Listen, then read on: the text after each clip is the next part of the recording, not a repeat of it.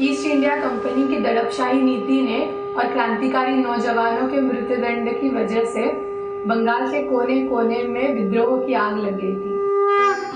नमस्कार। नमस्कार। कहिए। आप जो पता दिए थे वहाँ पर किसी प्रकार का कोई सभा नहीं हुआ था। ऐसा कैसे हो सकता है? हमारे पास तो संपूर्ण कागजात है और हमारे यहाँ से अटेस्ट करके लेके गए हैं। जी, रानी माँ वहाँ गई थी। आप खुद ही सोचिए, इस उम्र में रानी माँ उस जगह पर गई, किसी प्रकार का कोई सभा नहीं हुआ इस कड़क धूप में, और किसी प्रकार का कोई रिजल्ट नहीं मिला, तो उनका मन कितना क्रोधित हुआ होगा। लेकिन इसमें मैं क्या कर सकता हूँ? मैंने तो मेरे पास जो कागजात थे उनके आधार पे आपको बताया है। चाहिए तो आप कागजात देख लीजिए। आपको किसी प्रकार कोई भी कागज दिखाने की जरूरत नहीं है। सिर्फ आप मुझे कोई पक्का सूचना दें जिससे मैं आगे बोल सकूं, जिससे हम सभी बच सकें। ठीक है, इस बार पहले मैं खुद सभा स्थल पर जाकर जांच पड़ताल करूंगा, फिर आपको सूचित करूंगा। ठीक है, मैं इंतजार करूंगा, लेकिन परिस्थिति की गंभीरता समझिए। नमस्ते।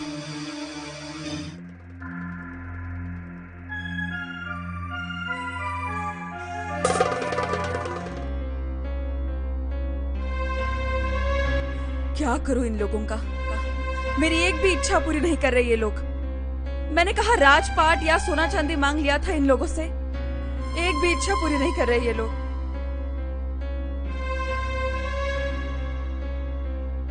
और तुमने मुझसे वादा किया था ना स्वामी जी से मिलाने का। इस उम्र में मुझे यहाँ वहां घुमा रही है, मुझे थकान नहीं होगी? कभी ये मंदिर, कभी वो सभा, कभी यहाँ वहां, कितना मुझे घुमाया तुमने, सोचो जरा। माँ, मैं क्या करूं? वो बहुत व्यस्त रहते हैं। जिस वक्त मैं उनसे मिली थी उस वक्त उनको कोई नहीं जानता था।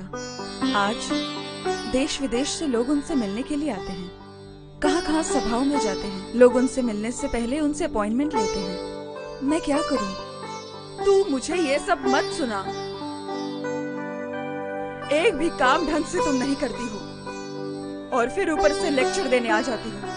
माँ, मैंने ना तो नहीं कहा, मैं कोशिश करती रहूंगी, जरूर आपसे मिलाऊंगी। कब?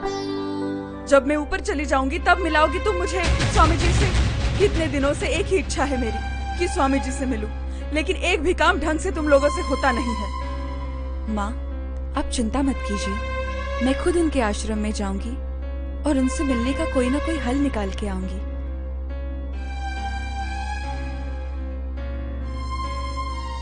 पता है, मैं पहले अपने देश में टीचर थी, तो मेरा जो अनुभव है मैं यहाँ पे लोगों को दी है। ये तो बहुत अच्छी बात है, ये तो बहुत अच्छी बात है। स्वामी जी भी इसमें आपका साथ देंगे।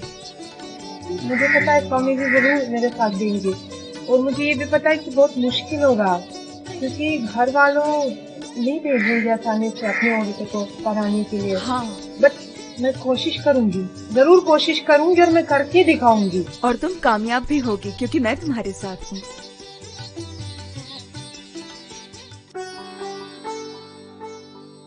मैंने आपको पहले ही बता दिया था, ऐसी बातें गुप्त नहीं हो सकती।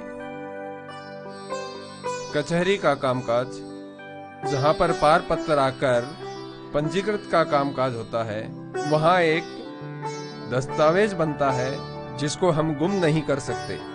हमने रानी साहिबा से ये वादा किया था, हम अपनी तरफ से ये बात किसी को नहीं बताएंगे, लेकिन यह वादा नहीं किया था कि कचहरी के डॉक्यूमेंट कागज पत्र है वो गुम कर देंगे या हटा देंगे। रानी साहिबा ये बात समझी नहीं और गलतफहमी में आकर उन्होंने मेरी नौकरी के लिए भी मुझे धमकी दे डाली। अब तो ये बात रानी माँ तक जा पहुँची है। तब तो समझो आ गया भूचाल। अब तो शिवपुर की रियासत हिल जाएगी। इस भूचाल से अभी हम सबको बचा सकते हैं। मैं इस विषय में आपकी कैसी सहायता कर सकता हूँ? रानी माँ की इच्छा है कि वो स्वामी विवेकानंद से मिले। बहुत ही अच्छी बात है। इसमें आपसे अच्छा और कौन हो सकता है? क्या आपको लगता है कि मैंने कोशिश नहीं की है? चारों तरफ से विफल होने के बाद ही मैं आपके पास आया हूँ। मैं ही क्या, आपका तो स्वामी जी से लंबे समय का संपर्क रहा है। आप उनके शुरू से ही बहुत नजदीक हो। वो आपकी बात टाल नहीं सकते। वो अपने पुराने संबंधों को इतनी जल्दी भूल नहीं सकते। मुश्किल है, ऐसा मुझे लगता है। नहीं मित्र, अब ऐसा नहीं है। समय बदल चुका है। जब स्वामी जी से मिले थे उस समय ग्रह नक्षत्र की अवस्था अलग थी। उस समय बृहस्पति का शुभ दृष्टि होने के बावजूद भी राहु केतु का कोई असर नहीं था। रवि अपने स्थान के सप्तम भाग में था। उस ग्रह स्थिति में कोई भी व्यक्ति समान परिस्थिति की तरह व्यवहार करते हैं। अब ऐसा नहीं है। ग्रह दशा बिल्कुल बदल चुकी है, जिसकी वजह से स्वामी जी पहले के जैसे अब नहीं है। उनका नाम, यश, प्रतिष्ठा उच्च कोटि में पहुंच गया है और वहां पहुंचने के बाद कोई पीछे मुड़ के देखता नहीं है। यह बात उस समय उनसे कही थी, लेकिन उस समय उन्होंने माना नहीं। लेकिन स्वामी जी जैसा व्यक्ति। मेरे भाई, ग्रह नक्षत्र का असर सभी पर पड़ता है, चाहे कितना भी बड़ा कोई हो।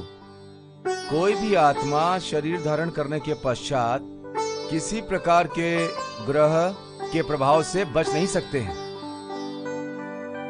ये आपका ग्रह नक्षत्र का हिसाब तो मुझे समझ में नहीं आता, इसीलिए विस्तार से नहीं बताया। ऐसा है कि स्वामी जी पहले के जैसे नहीं हैं। अब ग्रह नक्षत्र के प्रभाव से वो बदल गए हैं।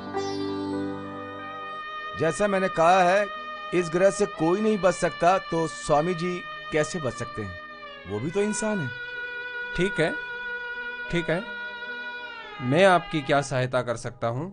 मैंने सुना है कि आजकल किसी भी धार्मिक सभा के लिए कचहरी से परमिशन लेनी पड़ती है। हाँ बिल्कुल।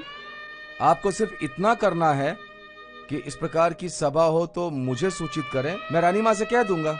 मैं आपको ये जानकारी तो दे दूंगा कि सभा कब कहाँ होनी है, लेकिन रानी माँ उनसे कैसे मिलेगी? वो हम पे छोड़ दीजिए, रानी साहिबा सब मैनेज कर देंगी। अगर ऐसा है तो मैं आपको जल्द से जल्द ये सूचना देता हूँ। आप निश्चित रहिए और अपनी तैयारी करिए।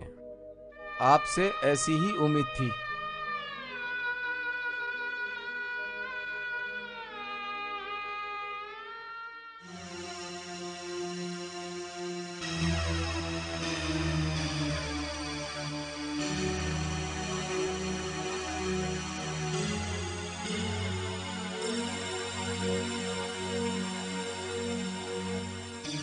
बेटी क्या हुआ? तू स्वामी जी के पास समय लेने गई थी ना? वही तो कहने आई हूँ माँ। परसों के दिन उन्होंने समय दिया है दोपहर के 2 बजे, तो आप तैयार रहना। मैं यहाँ आके आपको साथ लेके जाऊंगी। ठीक है बेटी, बहुत ही अच्छा काम किया है तूने। मैं तैयार रहूंगी। मैं चलूं? हाँ।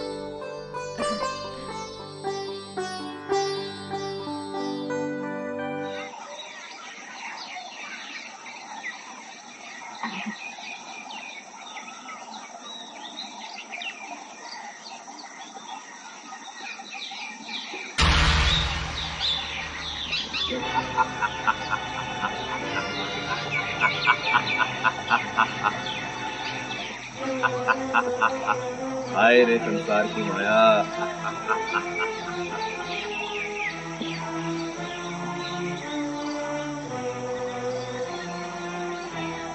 अरे महाराज, आप यहाँ कैसे?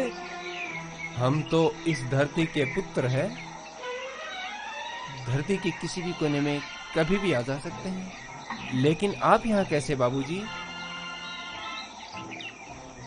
अरे हाँ, तुम्हें कलकत्ता से निलंबित किया गया है। हाँ बरोबर है महाराज। और वो ब्रिटिश सरकार रिचर्ड साहब ने किया है, ठीक है ना? लेकिन ये आपको कैसे पता? और मुझे ये भी पता है तुम्हें शिक्षा क्यों मिली। इसीलिए ना, क्योंकि तुम गुरुकुल की शिक्षा देते थे, संस्कृत भाषा लोगों को सिखाते थे और प्राचीन भारतीय संस्कृति का प्रचार करते थे, है ना? हाँ है, लेकिन ये सब आपको कैसे पता?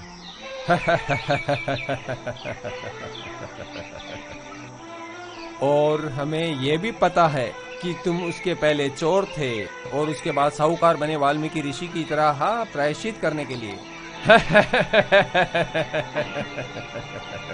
हाँ, बराबर है, मैं चोर था, मैंने गद्दारी की, मैं मालकिन की नौकरी करता था, लेकिन मैं किसी के कहने पर मैंने मालकिन के साथ गद्दारी की, लेकिन किसी से कहने के बाद मैंने होश संभाला और ये सब कुछ छोड़ दिया।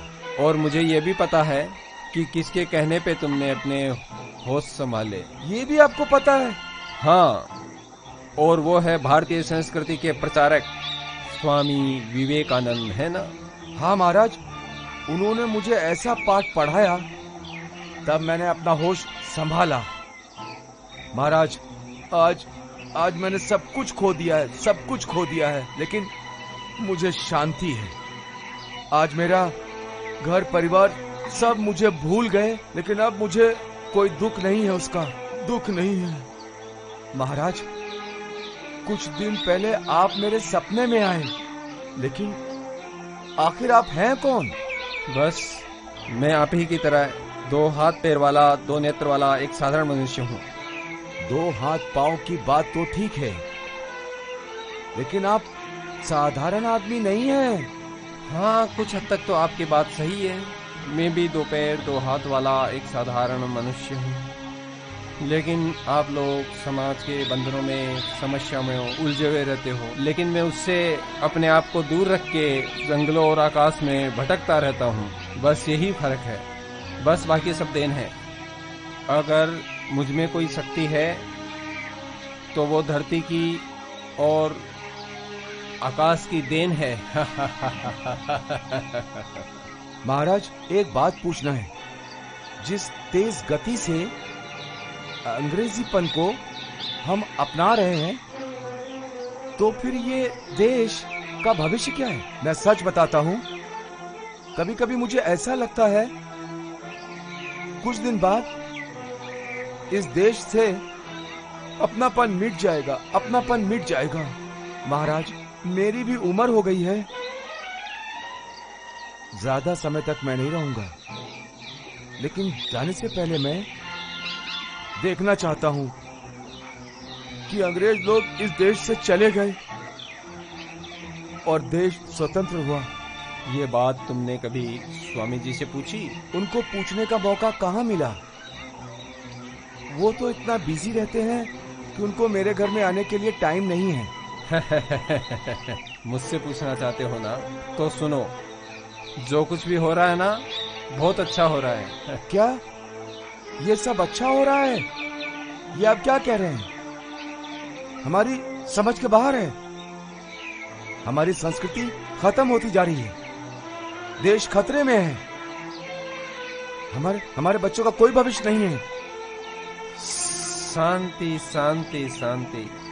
ये जो कुछ भी हो रहा है ना, ये देश और दुनिया, ये सब उसके नियमानुसार ही चलते हैं। आपके मेरे सोचने और करने से नहीं बनती।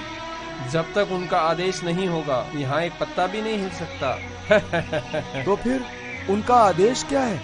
उनका आदेश यही है कि जो हो रहा है उसे स्वीकार करो, उससे उलझो मत, वरना उलझते चले जाओगे। और सुखी रहना चाहते हो, जो हो रहा है उसके साथ में चलो, उससे उलझना मत। उलझोगे तो बस दुख और दरिद्री प्राप्त करोगे।